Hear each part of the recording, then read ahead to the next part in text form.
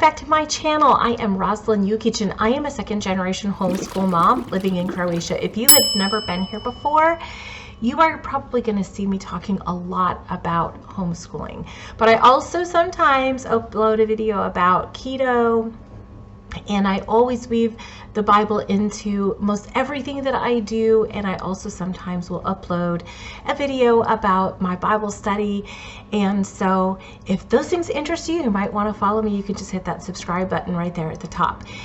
Today I'm going to be talking about our favorite games. Now, this video is in collaboration with Abby from Rooted in Rest and Jessica from the Waldock Way. You definitely want to follow both of their channels. I really enjoy listening to their videos and their content. I get tons of great ideas from them. They are two fabulous homeschooling moms that you absolutely need to follow, and you will find their links in the description box below. But today there are also going to be lots of other moms who are going to be sharing with you their favorite games. And so if you're looking for some new game ideas, you definitely want to check out that playlist. I know I will be checking out that playlist. And so let's get started. Now, if you were to ask my kids what their favorite games are, they would definitely be mentioning something like Fortnite or Minecraft, because they do love to game. In the description box below, you will find a channel for my older son. He has a gaming channel, and so he definitely loves to video game. I do have strict, though, boundaries around that, much to his not so much delight. But today I am not going to be talking about video games. Maybe that's for another video, talking about our favorite educational video games. But today we are going to be talking about our favorite table games. And so let's get started. Now, some of these may be familiar to you. Some of these may be games that you grew up playing. Probably some of these are old standbys and you're like, yeah, whatever. But you know, maybe I'll be throwing one in there that you've never seen, or maybe one of these games will remind you of one that you forgot that you used to play, and you think, maybe I need to go out and grab that. So let's go ahead and start with this one. This is the pirate boat balancing game. My younger son is not as fond of this game as my older son is, but that's just because, you know, he's still trying to get the hang of balancing. So what this does is, you can see on the back side, you have this little base. Oops, it's over here. This base is a little bit taller and a little steeper than it is in the picture, so it's not as easy as it looks in the picture by any stretch, even for me. And then you have this boat that balances on this, so it's sort of like balancing on an iceberg is kind of like what the idea is. And then you put these penguins on, and the goal is to get as many penguins on there as you can without making it topple and all the penguins fall off. I think so far our record was 8. And so now this is a favorite of everyone's, and this is a knockoff of Chutes and Ladders. It's called Snakes and Ladders. Okay, the mat is not that big, like we couldn't actually sit on it and play it, but you know, it does cover our whole table.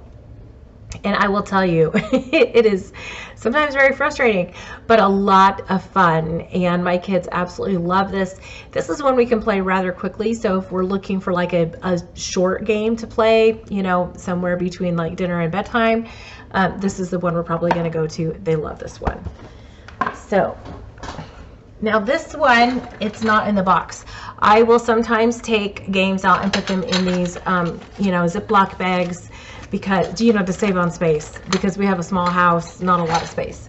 So this one, this one's in Croatian, actually. This, I believe, is called in America Humpty Dumpty game. I'm not exactly sure. It will be in the description box below. At any rate, you can see there's Humpty Dumpty on there. And what you have is you have this wall here. This orange is like the frame for the wall, and then you have the bricks that you stack in the wall, and you put Humpty Dumpty on the wall. And then you have these little like shovels here, and you pull a brick out, and you just keep pulling bricks out, and you know, the one who makes Humpty Dumpty and the wall fall is the one who loses. And so my kids love this. Super loud, as you can hear. Those bricks make a lot of noise, but it is a lot of fun. That's one we play rather often. That is another quick game that you can play, you know, if you only have like, say, a half an hour or so to play a game. That's a good one. Okay, so here's one maybe some of you may not have ever seen before. The cards are turned around the wrong way. This is a Thomas the Train card game. And so you have all these different characters from Thomas. If you have a Thomas lover, and if you can find these, I don't know if these are even available anymore. I think we got these at a garage sale. So you have 4 of every kind, and then they come in different colors. So like you'll have, this is Mavis, and so Mavis will come in this yellow and then green and red and blue. And as you can see, here's Mavis, and oh, these are all in order. Okay, so you can see that. So you have all of the different characters from the Thomas the Train cartoon. I don't really know the rules for this game, to be really honest. I don't know if we even got the rules with this or not. We play it like you would play Go Fish. That's basically how we play it. Here's another one whose box got thrown and it probably just got all torn. But Uno. I mean, like, who doesn't love Uno? My kids love to play Uno. We haven't played this one in a while. We'll have to drag this one out. They kind of get, you know, fixated on games from time to time. Another big favorite in our home is bingo. And we will do different things, you know, with our markers, with the marker cards. Sometimes we'll do candies. Sometimes we'll just fold the little dots down, you know, just different kinds of things. But it's fun. And, you know, bingo is super versatile. So, you know, if you can find little, you know, like plastic pieces or bits of candy that kind of go along with maybe like a topic that you're talking about, like for history or science, you know, or whatever, you know, music, whatever. It's so versatile. Like, you know, you can really just do a lot with bingo. And so you can even, like, you know, it would be super easy actually to just use these numbers and the number pad and then print out bingo cards, you know, with the numbers that would, you know, correlate with this, but maybe that have different, you know, pictures and things to sort of drive home. You know, just different things that you're learning. I find that my kids learn so much through table games. And I'm going to talk about that here in just a little bit. So another one that we love is Yatzee. So we have our Yatzee cup here with our dice in it. Also, with our dice, we play 10,000. I don't know if you've ever heard of 10,000. It's a really great adding game, actually. And one that you kind of, you know, you're adding the dice up, or the value of the dice up to 10,000. So you're really getting into those, you know, larger group numbers. And so that's been fabulous for my 10-year-old. And, you know, learning the place value and, you know, larger place values and stuff. And so that's been really, really fabulous for him to learn.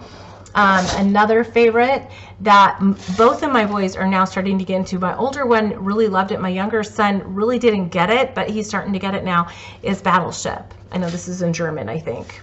I think it's in German. But this is Battleship. So they love it. It's super strategic, which is really kind of what my younger son needs. He kind of needs those strategy games. And so here's another one that's educational. This one is, you know, obviously it's a Headbandz. So we play it actually 2 different ways. So we play it the way that you're supposed to play it, which is, so you're asking, what am I? And so, you know, you have to ask these different kinds of questions, asking, you know, what am I? But then sometimes you turn it around and then you have to describe who the person is and they have to guess. On both sides, your kids are learning to ask more descriptive questions, and so they really kind of have to think about what their character could be or what that character is, and really get more into like talking using adjectives. And so it's really great for building vocabulary and that sort of, you know, thought process. So here's one. It's called Pop and Hop. This is another knockoff game, and I can't remember what the English equivalent would be. But you have your spinner here and your thing, your little, you know, pebbles kind of go all around and then they come back. I think it's Sorry, isn't it? I'm not sure. Can't remember. It's been too long. You know, we had this when I was a kid. So my younger son likes this. My older son is not so much of a fan. But this is one that my younger son and I, when he and I play together, we usually play that one. So here's another one that came out of the box. I got this actually at a garage sale. All the bits were there, which was super awesome and a huge plus. And we brought it back with us, but this is the Game of Life. Another one that is great for teaching math and adding, and not only that, but teaching money. My younger son he still struggles, like when he goes to the store, if he pays for something and the clerk tells him, you know, how much he has to pay. He gets nervous, and so taking out all of that money and having to think through the different denominations to add up to whatever the price is, and if he doesn't have exact change, what he needs to give the clerk, and then how much she's going to give him back.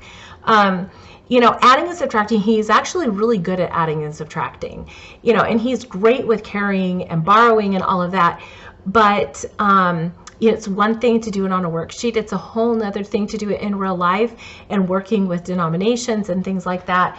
And so the Game of Life and Monopoly have been really great for that. And so the more we play those two games, the easier it gets for him to you know, work with money and things like that. And so those are our favorite games. I would love to know what your favorite games are. Leave that in the description box below. Let me know what games your kids really enjoy playing. You will find a link to all of the games that I mentioned in today's video in the description box below. Also, don't forget to check out Abby from Rooted in Rest and Jessica from the Waldock Way. Do not forget to check out that playlist below.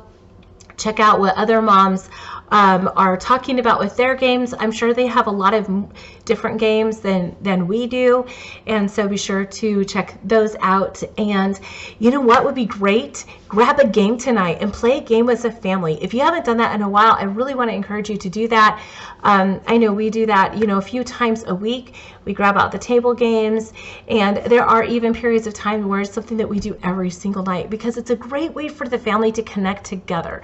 Turning off the phones, turning off the television, engaging together, laughing together, having fun together, and just enjoying and learning. And there's no better way to learn than to learn through having fun and just spending that precious time together, making memories that will last a lifetime. And I know, because growing up, our family played a lot of games together, and I can tell you I have so many fond memories from that. So go make some memories tonight with your kids. Grab your favorite game, play a game together, talk, laugh, pop some popcorn, just have a lot of fun. And I will see you in the next video. Bye!